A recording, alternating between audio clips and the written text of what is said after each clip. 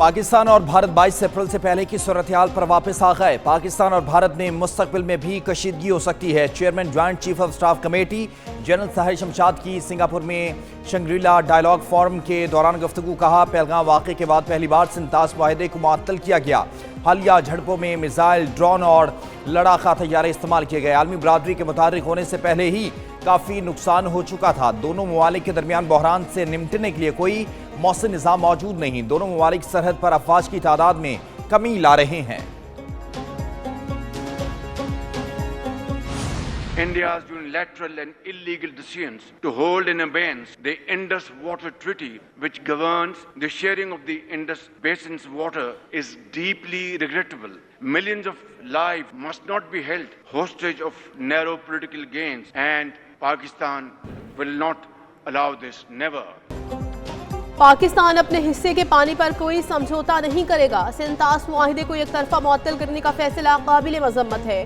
دوشنبے میں وزیر اعظم شہباز شریف کا عالمی گلیشیئر کانفرنس سے خطاب۔ کہا ترقی یافتہ ملک ماحولیاتی تبدیلی کے چیلنج سے نمٹنے کے لیے اپنی ذمہ داریاں پوری کریں۔ ترقی پذیر ملکوں میں ارلی وارننگ سسٹم میں سرمایہ کاری بڑھائیں۔ پاکستان ماحولیاتی تبدیلی سے متاثر ہونے والے 10 ممالک میں شامل ہے۔ ماحولیاتی تبدیلی کے باعث پاکستان کے گلیشیئرز تیزی سے پگھل رہے ہیں۔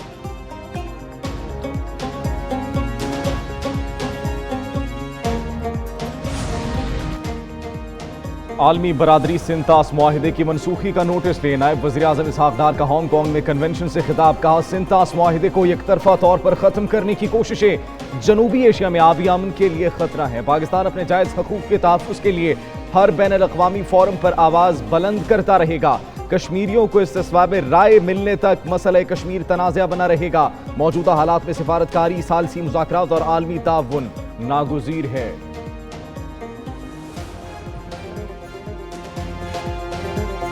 پنجاب کا کوئی بیٹا یا پنجاب کی کوئی بیٹی جو اہل ہے، ہونہار ہے، لائق ہے، محنتی ہے، وہ صرف اس لیے تعلیم سے اور ٹیکنالوجی سے محروم نہ رہ جائے کہ اس کے پاس وسائل کی کمی ہے۔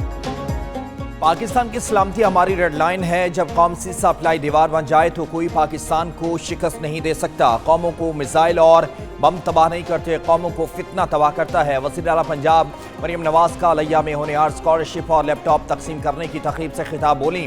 نوجوانوں کو 9 مئی اور 10 مئی کا فرق جاننا ہوگا۔ 9 مئی کو کس نے کیا کیا، 10 مئی کو کیا ہوا، سب نے دیکھا۔ اپنے شہداء کی قبر کو روننے والی قومیں تباہ ہو جاتی ہیں۔ آپریشن سندور نے بھارتی فوج کی نااہلی کو بے نقاب کر دیا۔ دفاعی معاہدوں کی کرپشن کا راز فاش۔ بھارتی ایئر چیف اے پی سنگھ کا تہلکہ خیز بیان سامنے آ گیا۔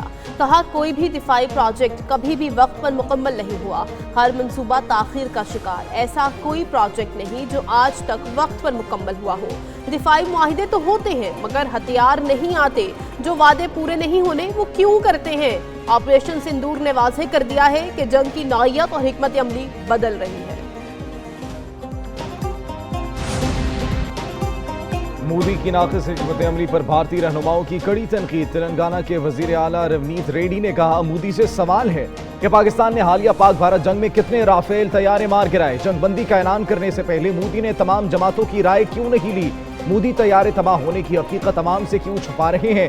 مودی مؤثر جنگی حکمت عملی اختیار کرنے میں ناکام رہا۔ مودی حکومت نے آپریشن سندور آدھے راستے میں ہی روک دیا۔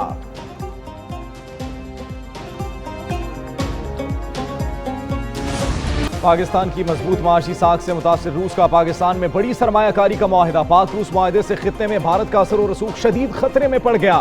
بھارت کے اسٹریٹجک اتحادی روس کا پاکستان میں سرمایہ کاری کا معاہدہ بھارت کی سفارتی ناکامی کا منہ بولتا ثبوت ہے۔ عرب نیوز کے مطابق پاکستان اور روس کے درمیان $1 ارب کی 2 طرفہ تجارت۔ پاکستان کا روس سے سستے تیل کی درآمد کا سلسلہ کامیابی سے جاری ہے۔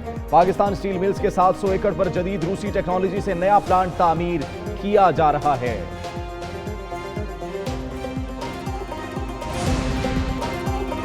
صدر پاکستان آصف علی زرداری نے بچوں کی شادی کی ممانعت کے بل پر دستخط کر دیے۔ قانون کے مطابق 18 سال سے کم عمر افراد کا نکاح جرم قرار۔ نکاح خواہاں کو 1 سال قید اور 1 لاکھ روپے جرمانہ ہوگا۔ کم عمر بچیوں سے شادی پر بالغ مرد کو 3 سال قید بامشقت کی سزا سنائی جائے گی۔ شرمیلا فاروقی اور شیر الرحمان کا پیش کردہ بل قانون بن گیا۔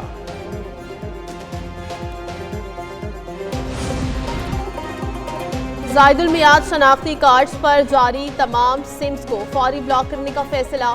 پہلے مرحلے میں 2017 سے پہلے جاری سمز بند کی جائیں گی۔ وزیر داخلہ محسن نقوی کی زیر صدارت اجلاس میں اہم فیصلے۔ ملک بھر میں چہرہ شناسی ٹیکنالوجی کے نفاذ کو 31 دسمبر 2025 تک یقینی بنانے کی ہدایت۔ وزیر داخلہ محسن نقوی نے سیکٹر I-8 میں 10 منزلہ نادرہ میگا سینٹر کا افتتاح کر دیا۔ ملک بھر میں گرمی کی شدت برقرار۔ پنجاب، سندھ اور بلوچستان کے بیشتر اضلاع میں پارہ 3 سے 4 ڈگری زیادہ رہنے کا امکان۔ بالائی خیبر پختونخوا، اسلام آباد اور خطہ پوٹوہار میں گرج چمک کے ساتھ بارش کی پیش گوئی۔ کشمیر، شمال مشرقی پنجاب اور گلگت بلتستان میں آندھی اور موسلادھار بارش کی توقع۔ اسلام آباد میں مسئلہ جزوی ابرآلود آندھی اور گرج چمک کے ساتھ بارش کا امکان۔